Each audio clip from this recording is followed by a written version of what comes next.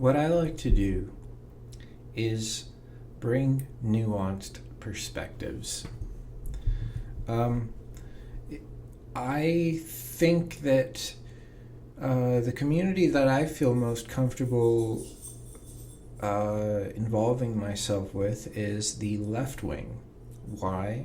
Because my very identity seems to be a threat to me if I am to hang among the right wing. Not that I ever had the desire to hang among the right wing. I feel that they are hideous and very, very difficult to find peace with. When I am with those people, and it happens very rarely, all I want to do is get away. I'd rather be alone. So, generally I hang among the left wing, but the truth is that I'm really not left wing or right wing. I don't like the idea of these wings. I want both wings so that I can fly. That's cool. But with that being said, the left wing is the one that I have any tiny little hope of comfort to hang out with. I mean, and I don't. They don't like me. Why? Because I bring up little nuanced perspectives. You see, the left wing these days is easily controlled. They may not think they are. They may think that they are anarcho-socialist revolutionaries, feminist, they're trying to completely change the way that the world works, get rid of the old paradigm of absolute arrogance and anti-science and bigotry and whatnot. That's what they believe in, and I believe in that too. But because they believe so strongly in those things, and because many, if not most, of those things are not systemic, they're personal, then it is very easy to control these people. It is very easy to say, hey, look, I'm a politician, and I'm black, and I'm a woman, and I'm gay, and I'm trans, and therefore I'm good, or hey, I don't support racism, and you call out the bad guys. You have the most corrupt politician calling out racism, calling out rape culture, calling out all this stuff. But at the very end of the day, this politician's policies are corruption. You see the same thing with new Disney movies, with almost all of Hollywood movies in general, is that they will pretend to be not new age. That's new age is old, isn't it? They'll pretend to be they try to pander to Gen Z and the millennials by being like all anti-racism, all feminist in these little ways. They just it's like a wink. It's like, I got your back. But they really don't, because, it's like Hillary Clinton. Why did everyone want to vote for Hillary Clinton? There's really only one reason for it. It's that she's a woman. Why did Barack Obama win the Nobel Peace Prize in his first day of office, and then his office was like one of the most war-infested presidents of all time? The Peace Prize he won, the Nobel Peace Prize he won on his first day of office, and yet he is possibly the most warmongering president that we've ever had. And the left wing won't admit that. And see, this is, of course, there's two left wings, I suppose, or possibly many more than two. And that's what I'm saying, is that they don't, depending on who you're talking to and what you're talking about, they don't like when someone brings up a nuanced perspective, because if it can come across in any way as them being wrong or an argument against them, then that makes you their enemy. If you don't agree with them 100%, if you only agree with them 99.9%, then they believe you 100% disagree with them. They want you to completely conform to everything that they believe in. I mean, personally, when these protests started happening, I completely agreed with the protesters. I even felt sort of satisfied when they burnt down the police precinct in Minnesota.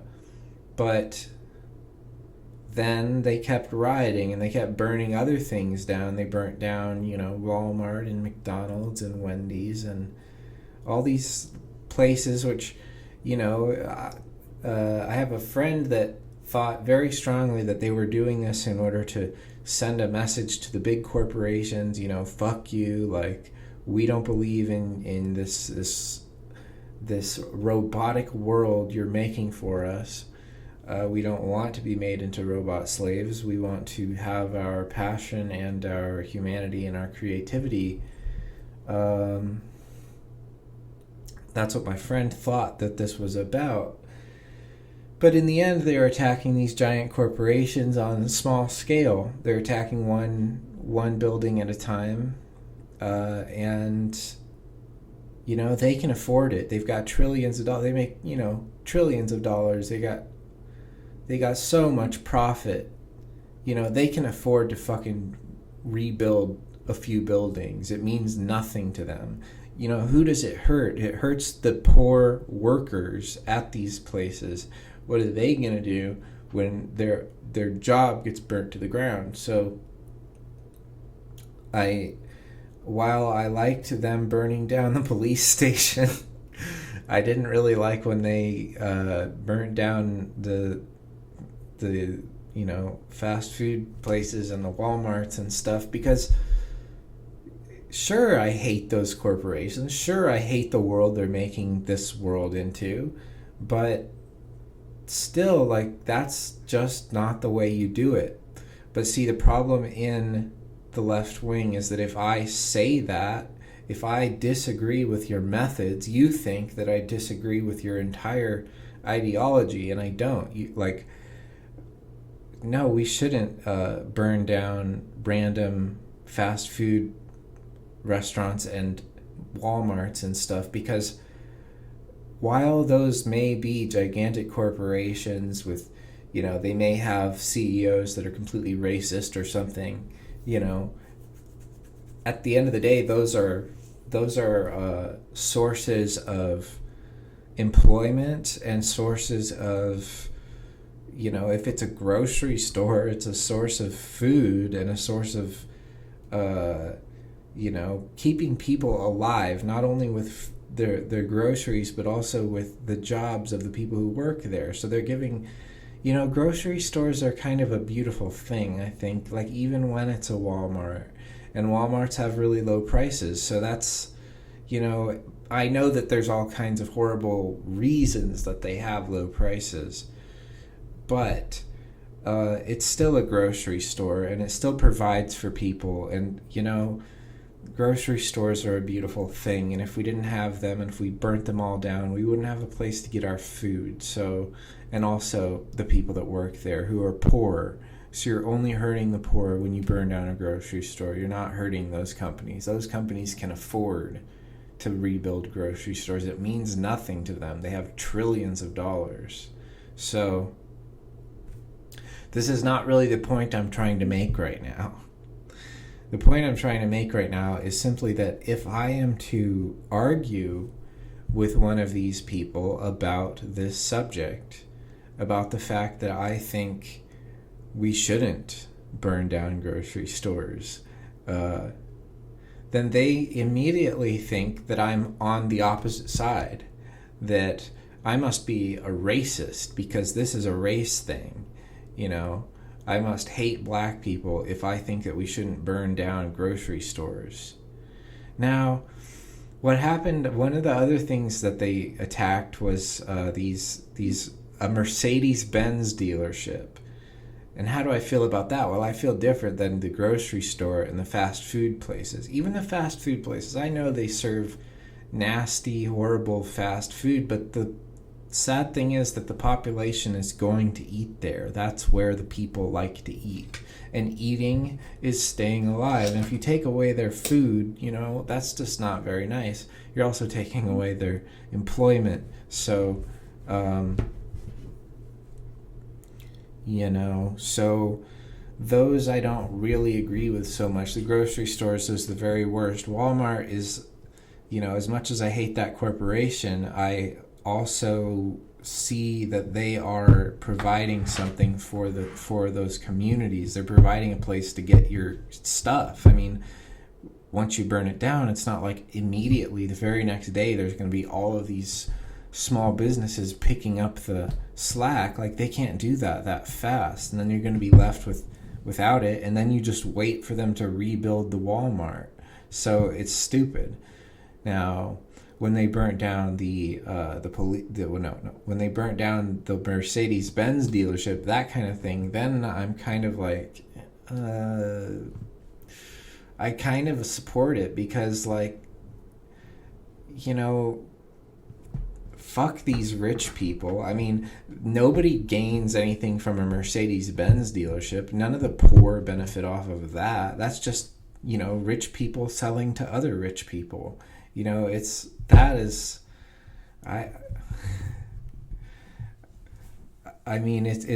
a very deep philosophical argument to be made. Is should property matter when the people who own it are like the most greedy and it's the most illusionary property in the world. Okay, let's say it's a gold diamond, it's a pure gold with diamond encrusted toilet, that that is being sold by a rich person to an even richer person. Would vandalizing that toilet really matter? Or would it actually be a good thing? Would it be a positive message of stop being such a greedy, bullshit, delusional consumer who believes that gold and diamonds are have any value whatsoever? That whole way of thinking of jewels and treasure, and you're like a pirate. I mean, it's so outdated, and it's so sad and pathetic that people still follow that bullshit. So, okay, there are some things that I agree with them burning down and attacking, but it wasn't even the point of this recording. Let me get to the point here. And I went through many little channels there to preface this. Some people say preface.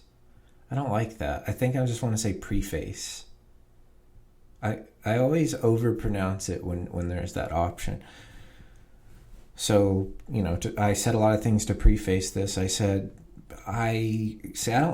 don't even like the concept of left and right. I don't really believe in the left and the right. But at the same time, if you're calling right Trump supporters and Bush supporters and Reagan supporters and these people that believe in the military and believe in all these wars that we're doing and believe in this society and the consumerism and capitalism and greed and all that, and the corporations that run everything, and the rich and the stock market and all that, and the infinite growth paradigm, if that's the right wing, then I'm definitely left wing. But if left wing means, believing that nobody should work, believing that everyone should be completely free in terms of, no employment, just nobody works, everybody just gets money for free, the economics just doesn't work like that. That won't work. Not only because money will completely lose its value in that situation, but also because if nobody works, then you can't get anything. You can't get food, you can't get water, you can't get electricity, you can't get anything. So I've met left-wingers that are that far along the lines, and they're so dumb. I feel like those people, like they live with someone, they live with their mom, or they live with their boyfriend or something who is taking care of them, and they have absolutely no concept of self-sufficiency, of the fact that not only do you individually have to be a little bit self-sufficient, but also the country, the world has to be self-sufficient, meaning we have to work in order to survive, just like the animals. And there's no difference. We just do it with technology. Now, with that being said, the technology that we have should allow us to be able to work less and receive more benefits of our work. But the humans have taken advantage of this, and the ones who have the dominant positions, the dominant roles, have made rules that say that 90% of that benefit should go to them instead of the person who's actually producing it. So in that sense, that's basically a Marxist ideology right there. So you can see I'm kind of on both sides of this thing. It's like I'm kind of a left-winger with common sense, I don't know if I could ever really say that I'm a right-winger in any sense of it, because I think that what we really have is not left and right, and we shouldn't be calling it that, but they just continuously, endlessly call it that, and I think it actually causes problems. It causes psychological problems in the consumers of media, and it causes especially in the less intelligent ones. What it really is not left and right. What it really is one group and then many other groups. The one group is the American military-industrial complex, and the many other groups are anybody else, everybody else, communists, socialists, anarchists, people who don't really even follow politics, even if they are conservative, they are not really part of this one thing, and that thing creates illusions to try to draw them in.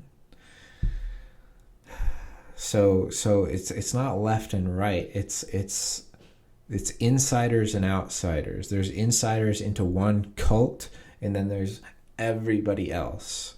So I'm part of the everybody else group, but I would say that I think that I am the ideal. I mean, I don't think that I am the ideal. I think that I hold on to the ideal. I think that I not only do I approach the ideal, but I am anchored to the ideal.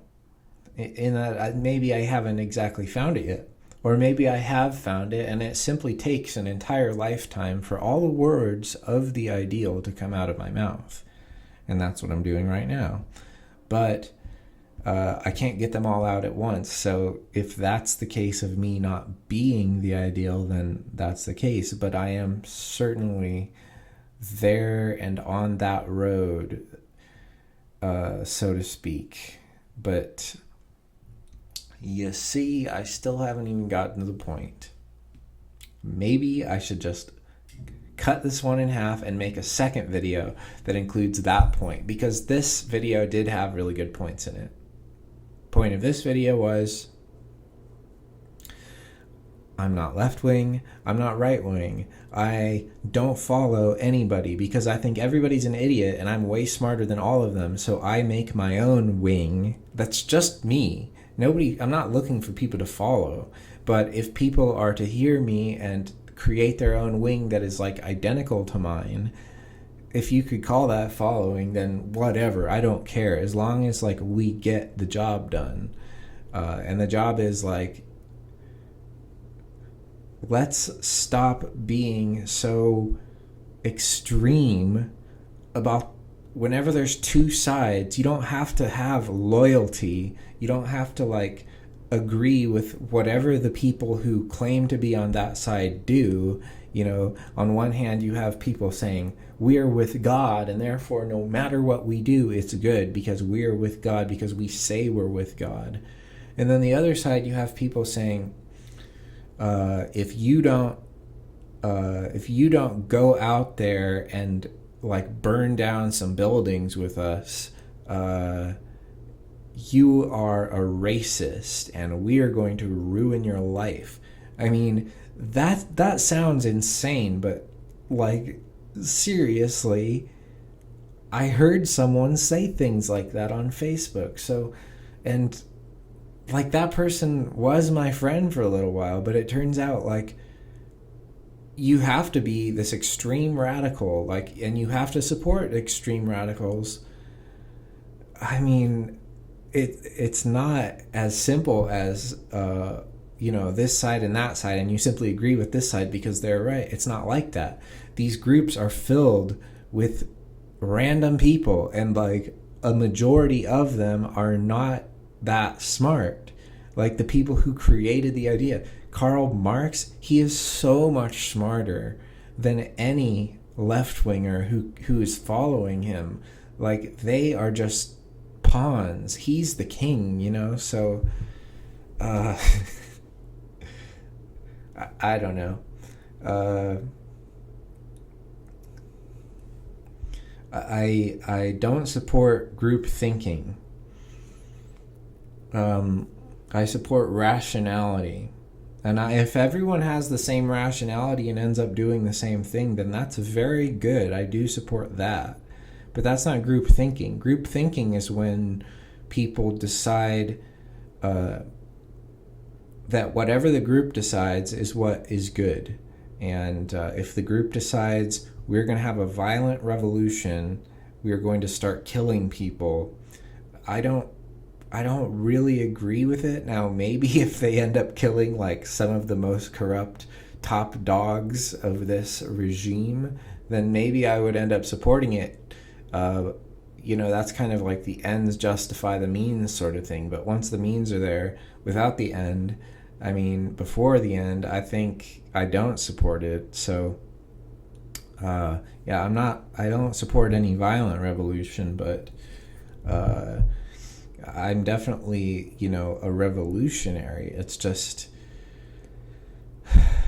other revolutionaries are stupid. Not only are they violent and violence is bad, but also they give a bad name to anyone who is fighting for the same cause. Everyone else gets thrown under the bus by them, and they think that they're the righteous ones. They think that they're the ones who are doing it right, and if you oppose them, you must be a bootlicker. You must be on the side of the bad guys. So,